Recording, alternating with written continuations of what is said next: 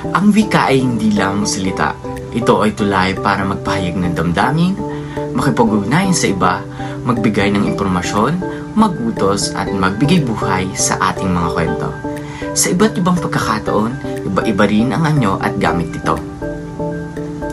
Ngayong araw, ipapakita namin sa inyo kung paano naging bahagi ang wika sa ating pang-araw-araw na buhay sa paraang masaya, makulay at puno ng kwento.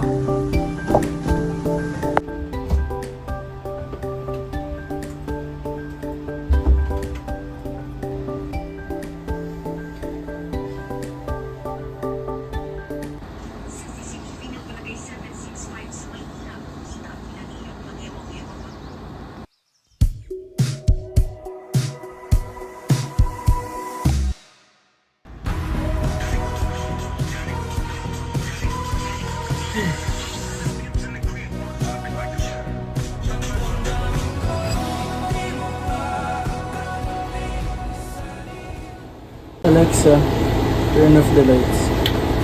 Bakit ganito ang nadarama?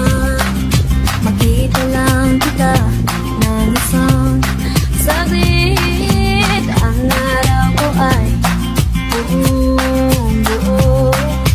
Sa gabi ikaw ang panaginip. Dahil sa iyo puso ko'y sumasayaw. Isip di mapadali, ngiti ay laging nasa labi.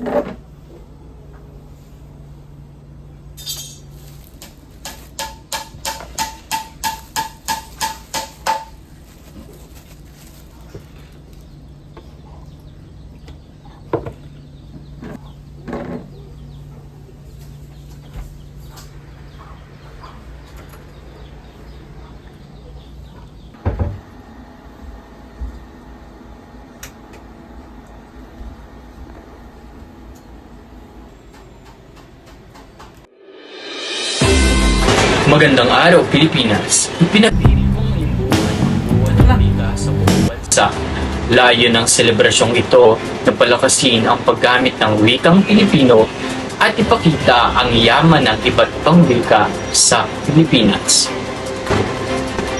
Ayon sa Komisyon ng Wikang Pilipino, ang wika ay mahalagang bahagi ng ating kultura at pagkakakilanlan.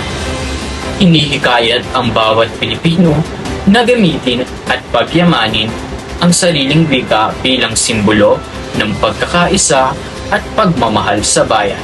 Ako si MG Secreto para sa Balitang Wika. Mabuhay ang wikang Filipino! Kilala ko to. Siya yung nasa panaginip ko. So, totoo siya.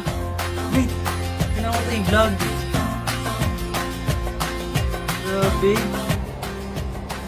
So, what's up guys? May kakwento ko sa inyo. Ang weird pero masaya na naginip ako isang lalaki na hindi ko kilala, hindi ko pa nakikita. Pero nakita ko sa panaginip ko. So, pagkagising ko, binuksan ko yung TV namin. Tapos, nanood ako ng balita. Tapos, ito yung masaya. Pagtingin ko sa nagbabalita, sabi ko, parang familiar siya na nakita ko na. Then, na-realize ko na yung nagbabalita, yun yung nasa panaginip ko. As in, nagulat ako. Tapos, nalaman ko yung pangalan niya. Ang pangalan niya ay si MJ. Yun. Weird lang, pero ang galing yun. Uy! Sino pala kayo? Kaya mo, anong nangyayari sa iyo? Sige, Rhea, tulaan mo. Di joke. Panorin mo na lang sa vlog ko. Patingin? Excited? Di pa nga edited eh. Nagsabi mo patingin. Siya nagsabi ng patingin ha?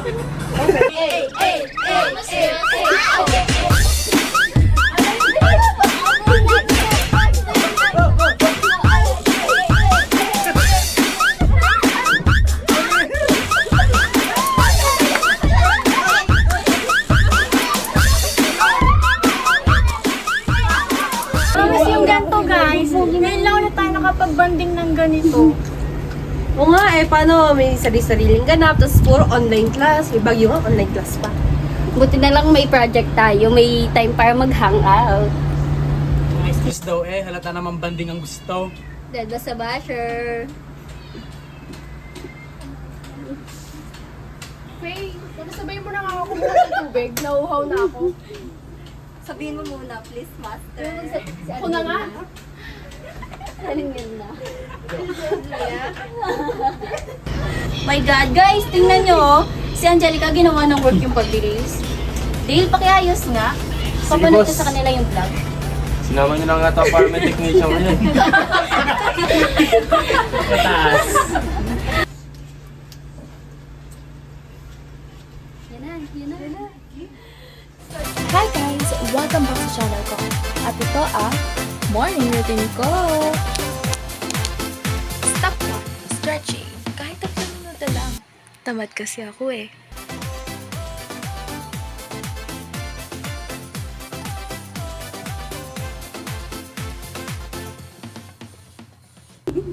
Guys, tingnan nyo, kaya nyo yan? Paano binabalik naman Ay, grabe kayo ha. Wala Pero, akong ganang confidence. Hindi. Wala.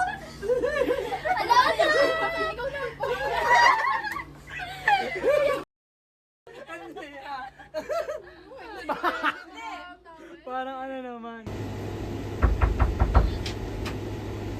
Ashley, may panhil ka sa baba.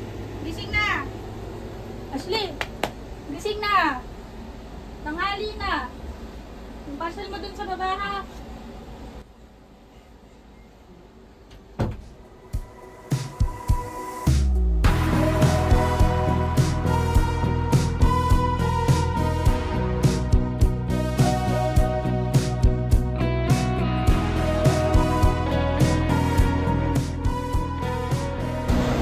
Panaginip lang pa na yun. Siya kaya totoo? Pumikit na muna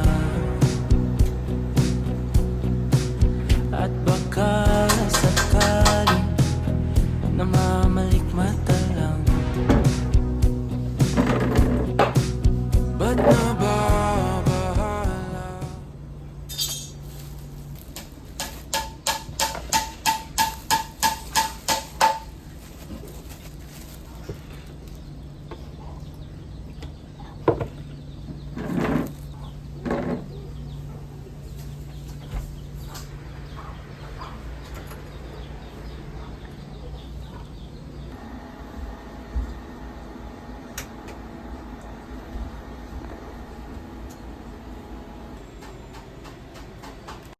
Kalunos-lunos ang sinapit ng 7 taong gulang na babae sa Butuan na natagpo ang patay.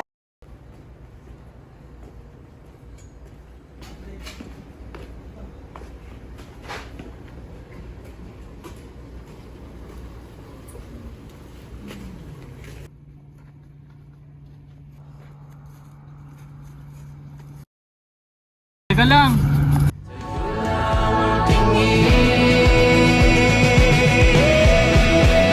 Di pinapansin, ingay sa tabi, agulong kabalik. Ang wika, minsan nasa panaginip, minsan nasa realidad, pero lagi nasa buhay natin.